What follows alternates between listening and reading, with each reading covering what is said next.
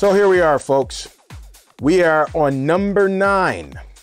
And when I say that, I am talking about RPG Elite Quality number 9 in the RPG Elite Philosophy series. It's been a long haul. It's been a little bit over a year since I've been doing these RPG Elite videos. And they were surprisingly the group of videos that many people wanted to hear more about. Matter of fact, I was just on the Rolling Bones podcast and there was some questions asked about the RPG Elite philosophy. And here we are on number 9, and there's only 10 left. I mean, not 10 left, but there's only 10. So we are 1 month away from finishing this entire series. Now, you may be watching for the first time right now and have absolutely no idea what I'm talking about.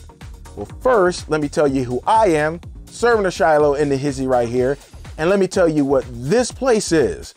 This is RPG Elite. This is where we talk about tabletop RPGs, and what we do is put the RP back into RPG. Now, how I do that is by giving you tools, tips, tutorials, and we have real talk about the tabletop RPG space and community. Been doing this for a little while now, a little bit over a year. Not quite a year and a half, but we're getting there. I've been enjoying myself this whole time, and I've been enjoying going through all of the RPG Elite qualities. In the last video, you guys, if you watched it, which was on our classic tabletop series for Top Secret, my mic, I didn't have a mic, my mic had went out, still had to make a video because I come out with videos every Tuesday and Friday. And I'm very, very adamant about keeping that schedule. So I came out with the video, sound didn't sound so great, but guess what? Microphone came in the mail, whoop, whoop. So we back in the hizzy, y'all. So we're gonna get into RPG Elite Quality number 9.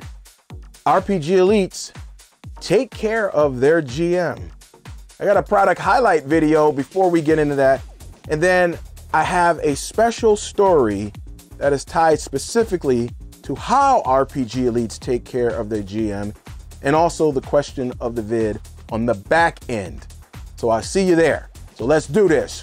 1, 2, 3, roll them. Yeah, you know it's happened, right? You're rolling the dice and all of a sudden, up, there it goes, off of the edge of the table. Or you got all of your minis set up on the table and you roll your dice and up, there it goes. Topples one, maybe even another. Start bowling with dice a little bit with the minis, right? We've all had it happen. Well, you don't have to have that happen anymore because now you can go and grab yourself a Shivia dice tray.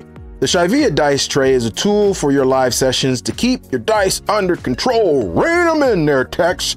They are easy to fold, the 6 corners snapping together to form a hexagonal throw area. The inside is made of a soft velvet leathery surface, and this prevents metal dice from scratching it, unlike other dice trays. It comes in 4 colors, black, red, blue, and brown, which oddly enough, they call camel yellow? Yeah, I don't get it. The throwing surface is 9.5 inches by 7.1 inches, and it is 1.6 inches deep, so that is plenty of room to corral your dice, or you can use it as a temporary storage area for other things while you're at the table. Minis, pens, tokens, markers, whatever. And you don't just have to use it for tabletop RPGs. You can use it for any board game. Yahtzee, anyone? This is an all-purpose tool you can keep forever at an affordable price point. So go grab your Shivia dice tray today. A link is down in the description below. And of course, you will thank me later. The RPG Elite Group has the idea. They are forming a gaming bond to create fun, memorable, and enjoyable experiences together. They understand that in order to do so, they will need to serve each other. RPG Elite GMs take care of their players by preparing the best session they can for them, investing the time to do so, and not giving excuses for not doing so and then calling it a methodology. However, the relationship is reciprocal. RPG Elite players take care of their GM as well. RPG Elites take care of their GM in 3 major ways. They contribute financially to get them the tools needed to help them run the game. If the group has decided to play a game, they all pitch in to make sure the GM has the core and the GM books for the game in the lease, or they get the books and then allow them to have it on loan for as long as they play the game. If they decide to switch to using a virtual tabletop, they contribute to make sure that they have the proper tier or subscription in order so the GM can work without taking on the full financial burden for everything. Now, yes, there are some things the GM will have to spend some money on. It's just like any other hobby. It takes money to have the things you need or want to run a great campaign or session. It's the unspoken part of the social contract. However, the tabletop RPG hobby is not cheap. PDF copies of core books run anywhere from $20 to $30 a piece. Hardcovers can run up to $70. Then there's software, maps, miniatures, tokens, GM screens, dice, and accessories like dice trays and character sheet photocopies in color. The time is not the only thing being spent. Money is also, and it adds up. RPG Elites realize this and look at the social contract not as individuals, but as a group, and so they contribute financially with that in mind. What affects the GM affects them. RPG Elites want to help relieve any burden in whatever way they can so that everyone enjoys themselves with minimal stress. This is the attitude of an RPG Elite group. How that happens is up to each specific group. Decreasing the financial burden will help your GM by freeing them to focus on the creative process, which is where much of their enjoyment comes from. RPG Elite players pitch in to pick up the slack in areas where it's needed. They don't let the GM do everything, if at all possible. Now, granted, there are things they cannot do because they are players, but there are many things that they can do. For example, I've mentioned before that the GM should not be expected to be the absolute expert at everything in the core book. Trying to do that with a 600-page tome like Numenera is impossible and ridiculous to even try. GMs should be expert generalists and facilitate it so that players become experts in the specifics. They should assign certain areas of focus to a player, and the player should happily volunteer to take on that particular focus. So one player could focus on travel, another on equipment, another on combat, and so forth. It then becomes that player's responsibility to know the information better than anyone else. And this is going to relieve the stress of the GM trying to flip through all these pages during a session to try to find a rule. It spreads that responsibility out to the group, and potentially it makes the session go faster. Another way they can give is of their talent. Maybe one player is good at drawing and volunteers to draw portraits of everyone's character. Maybe another is good at map making and says they will draw a world or city map for the campaign. If you're using miniatures, maybe one is talented at painting and uses their time to paint PC and creature miniatures that you're going to use in the campaign. This utilizes the talents of the group instead of everyone just sitting back and waiting for the GM and seeing what they are going to throw at them. That's still a part of the equation, but now it's also looking forward to what others in the group are going to contribute as well. RPG Elite players show their appreciation through the simple act of giving gifts. These gifts show appreciation and love for what the GM does to facilitate a great campaign for them. It's an expression of affection for the work they do behind the scenes for the group. This could be buying them a small meal they like, or getting them a gift card to their favorite store, or buying them a cool set of dice. I mean, it doesn't have to be something connected directly to the game that you guys are playing though. It's just more about showing them the love and expressing your care collectively towards the individual who works pretty hard to make sure that you guys have a great session. Now, I've been waiting ever since we started the RPG Elite quality videos to tell this story.